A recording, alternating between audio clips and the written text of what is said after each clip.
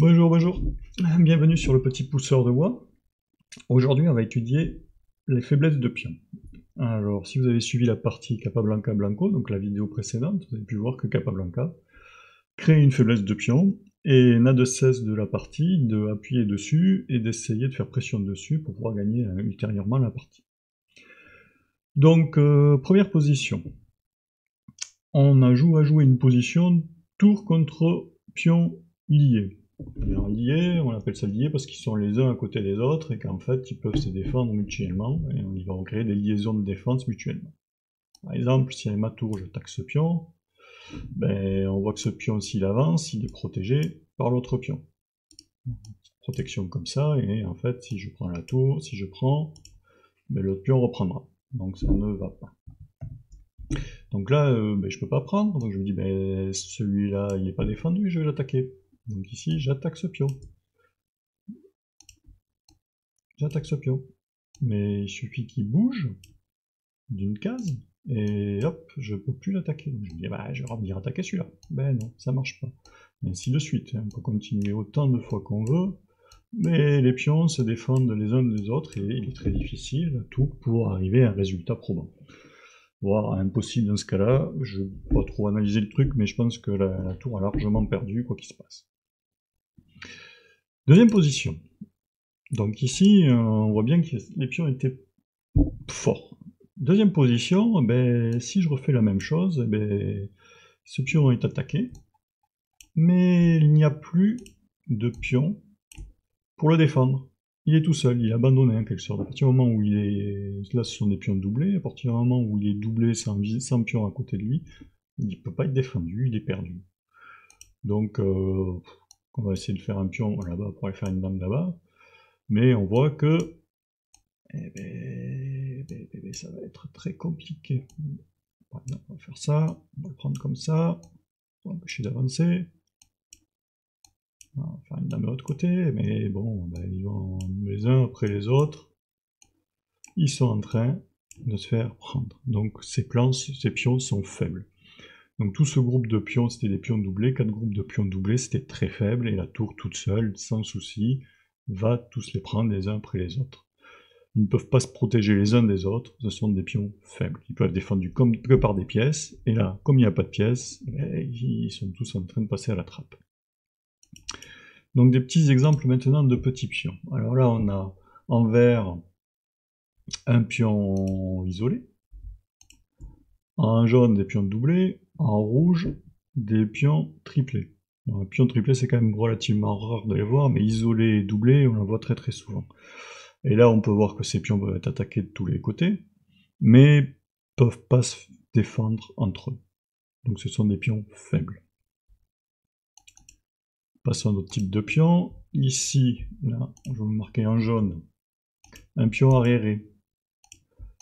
Le pion arriéré a la particularité d'être le dernier de sa chaîne, sur une colonne souvent semi-ouverte, c'est-à-dire c'est ça, une colonne semi-ouverte, une colonne où les blancs n'ont pas de pion, mais il reste le petit pion noir derrière, et ce pion-là a du mal à avancer, parce qu'à un moment donné, il est coincé. Donc ici, on voit qu'il est coincé tout de suite, il est complètement arriéré sur sa colonne semi-ouverte, et c'est une grosse faiblesse. À noter, on le verra plus tard, hein. Non seulement c'est une faiblesse pour lui, mais c'est une faiblesse de case. La case en jaune, là, elle est très faible, parce que, contrairement à ça que je vais vous marquer en rouge, la case en jaune, ben, on ne peut pas l'attaquer par une tour qui serait placée ici derrière. Alors que celle-là, si le roi était une tour, cette case pourrait être défendue aussi par la tour. Donc en plus, il sert de bouclier humain, il sert de bouclier pour la couleur adverse. Donc pion faible. Et ici, sur les chaînes de pions, alors on va voir que chez les noirs, alors le pion en tête, là, il est défendu par son petit pion derrière. Ce pion central est défendu par lui, mais le pion qui est derrière, il n'est pas défendu. Donc sur une chaîne de pions comme ici, la faiblesse, c'est donc ce petit pion en vert qui est ici et qui est tout seul derrière, qui peut être attaqué. Donc si je veux attaquer une chaîne de pions, il vaut mieux passer par le petit pion qui est derrière, qui est tout seul, donc défendu seulement par des pièces. Ça ne peut pas être défendu par d'autres pions. Tiens, celui-là. Alors lutte contre le pion isolé. Ici, on a un pion qui est attaqué 2 fois par les noirs, et défendu 2 fois. Donc, si on continue à se dire, bon, ben, les noirs vont continuer à défendre, qu'est-ce que je fais? Je vais doubler mes tours pour le défendre. Effectivement, au prochain coup, les noirs continuent à faire augmenter la pression. On défend avec la tour, et là on voit, effectivement, on attaque 3 fois, ici, et on défend 3 fois.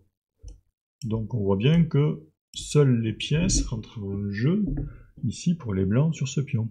La petite subtilité, ben, c'est que les noirs, ils ont des pions, et ils peuvent encore attaquer. Par exemple, ils peuvent pousser donc ce petit pion, ici, le pousser, pour attaquer l'autre pion. Et ce qui fait que le pion est perdu. Donc prochain coup, je vais me faire n'importe quoi, un petit pion comme ça, prochain coup le pion est perdu. D'accord?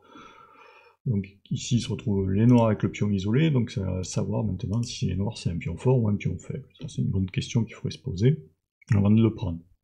Donc la petite subtilité, ben, c'est le petit coup du pion E5 là, qui vient, et qui vient attaquer le pion, qui vient amener le quatrième attaquant sur le pion.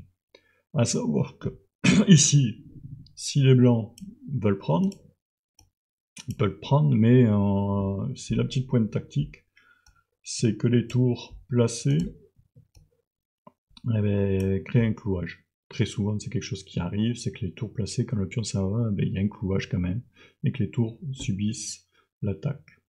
Donc, ça va passer ici, tout simplement, par prise de la dame, prise du pion, et en fait, on n'a plus de défenseur pour les tours.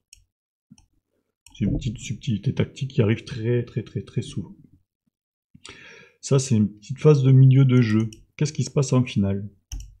En finale, c'est catastrophique. Pour gagner les finales, il faut faire des dames. Pour faire des dames, il faut faire des pions passés. Et pour faire des pions passés, il faut les pousser. Et bien, si les blancs poussent, jamais ils passeront de pions. En fait, les deux pions là-bas, ces deux petits pions blancs qui sont ici, ne peuvent pas pousser parce qu'ils sont contenus juste par un pion noir. Un seul pion noir défend deux pions blancs. Et ces pions blancs ne pourront jamais faire une dame. Par contre, les noirs, au contraire, leur pion peut très bien faire une dame. Alors, par exemple, sur un coup logique de prise de terrain du roi, les noirs peuvent pousser. Et eux font un pion passé qui peut aller faire dame. Et bien ce pion passé, il va falloir le défendre. Donc, suite logique, les noirs blancs sont obligés d'aller prendre ce pion, sinon à un moment donné il y aura une dame, et les noirs en profitent pour aller de l'autre côté, courir de l'autre côté, faire razzia sur les pions, et pour faire une dame au final. Donc la faiblesse de pion, ici, est importante parce que deux pions ne valent qu'un pion. Ces deux pions ne comptent que pour un. Donc les blancs et les noirs auront un pion de plus ici. Attaque en F7. C'est un grand classique. Mettre sa tour en F7. Ici, les blancs cherchent les faiblesses des noirs et remarquent la faiblesse. Et ils ont ici deux pions sur la 7ème. Deux pions qui ne peuvent être défendus que par des pièces. Donc le plan tout simple, mettre sa tour ici. On attaque les deux pions. Et on oblige les noirs à défendre ces deux pions. Donc les blancs ont le barre des choix. En fait, on remarque la tour ici, la tour noire que je vais faire en jaune, et le roi noir, sont fixés simplement à la défense. Alors que la tour attaque les deux, elle est active, cette tour noire est passive en train de défendre, et le roi, un peu comme la partie de Capablanca, le roi, lui, est libre de faire ce qu'il veut. Donc le roi peut bouger, et peut attaquer. Donc on aura une pièce d'attaque en plus qui est le roi. F6, on avance, et sans peine on va pouvoir prendre ce petit pion. On pourrait avoir un autre plan, exactement pareil, mais se dire, avec ce roi ici, je vais venir ici, attaquer l'autre pion et la tour, et faire un pion passer, le pion A6 va passer, va aller faire une dame. Voilà, ça aurait pu être un autre plan aussi. Donc si on fixe les pions, on fixe les faiblesses de pions, on les attaque, et on fixe les défenseurs à la défense, et on en profite pour attaquer avec les pièces numéraires qui nous restent. Dans l'ouverture, Alors je vais essayer de préparer une petite ouverture pour vous montrer que beaucoup d'ouvertures jouent ce type de principe. Alors on va revenir à la française, c'est une petite ouverture que j'aime bien au niveau pédagogique. Française d'avance. Voilà, 4-6, française. Voilà, je vais passer vite les développements. Donc française d'avance, c'est ce petit coup d'avance. Donc les blancs prennent de l'espace, les noirs se retrouvent donc avec le trait, c'est-à-dire inadmissible que les blancs prennent de l'espace, on va contre-attaquer. Contre-attaque ici, sur ce petit pion-là, qui est un petit peu, en quelque sorte, la base de la chaîne. Bon. Les blancs, excusez-moi. Les blancs le défendent, pas de souci. Et la base de la chaîne, maintenant, se retrouve ici. Jusque là, pas de problème. Les noirs continuent. Et là, on commence à regarder que il y a exactement 2 attaques sur ce pion. Voilà.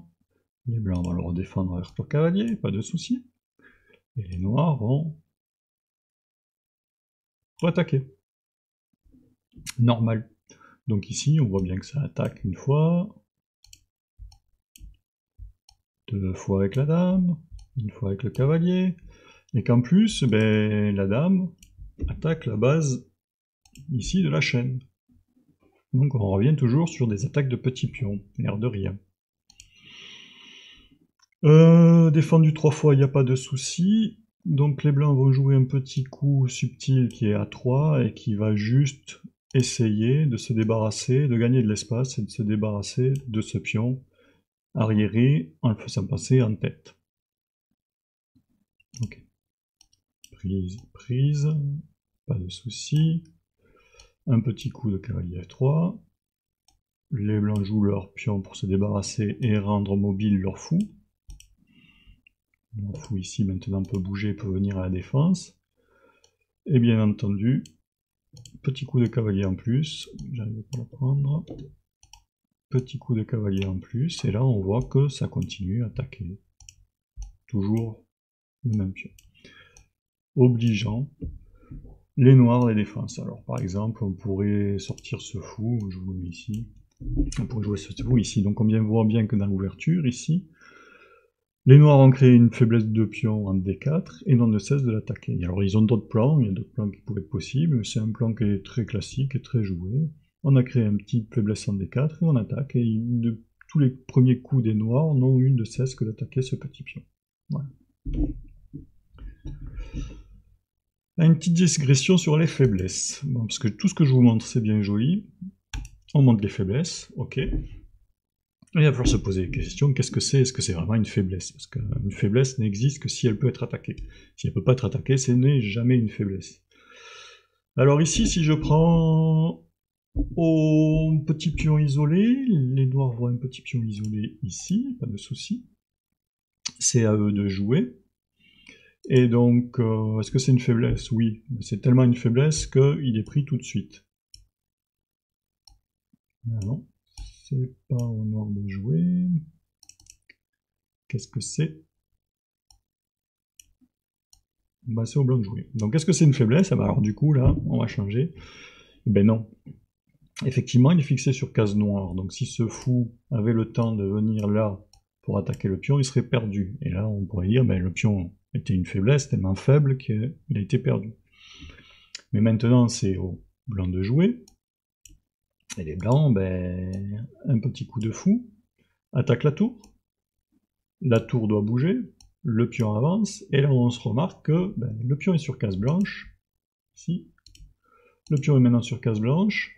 Le fou noir est sur case noire, jamais il pourrait attaquer ce pion. Donc ce pion n'est plus une faiblesse du tout. Il est même tellement devenu fort en étant sur la dernière rangée qu'un plan très simple comme tour ici, contrôlant la case de promotion, va faire une dame. Les bleus noirs vont être obligés de sacrifier leur tour sur le pion. Donc la partie serait perdue. Donc on n'a absolument pas une faiblesse. Donc il faut faire attention, un pion est faible, si on peut l'attaquer.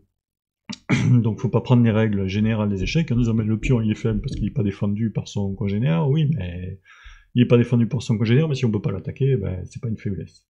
Et dans ce cas-là c'était une force. Alors normalement j'avais 2 coups, on va faire changer, et est-ce que là, je me suis trompé. Donc de coup, bon, c'était juste, il y avait un coup où je vous montrais que les noirs pouvaient prendre, un coup ça veut prendre, je me suis trompé quelque part. Ah, c'est pas grave. Tac. Dernier point, eh ben, créer le bazar. Cette position s'appelle créer le bazar. Donc vous avez vu dans Capablanca Blanco de la dernière vidéo. Ben, il faut savoir créer des faiblesses dans le camp ennemi. Ben, ici, très simple, hein. On va faire un grand classique, fou B7, les deux fous clous. Attaque des pièces, fou E7. Alors je vais pas vous montrer toutes les variantes, hein, parce qu'il y en a beaucoup, et puis on va garder juste les principales pour vous montrer que, ben, à partir d'une position comme ça, on peut radicalement changer la position pour avoir à quelque chose d'efficace pour les blancs. Donc, première tactique, je vous laisse réfléchir une seconde, qu'est-ce que vous joueriez?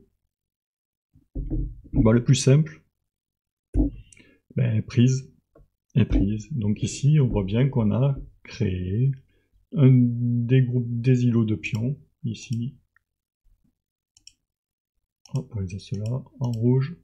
2 îlots de pions, 3 îlots de pions, donc un pion isolé, des doublons, et un troisième îlot de pions qui est le roc. Première action. Deuxième chose, plus difficile, vous pouvez mettre sur pause si vous voulez, mais c'est quand même beaucoup plus difficile à trouver.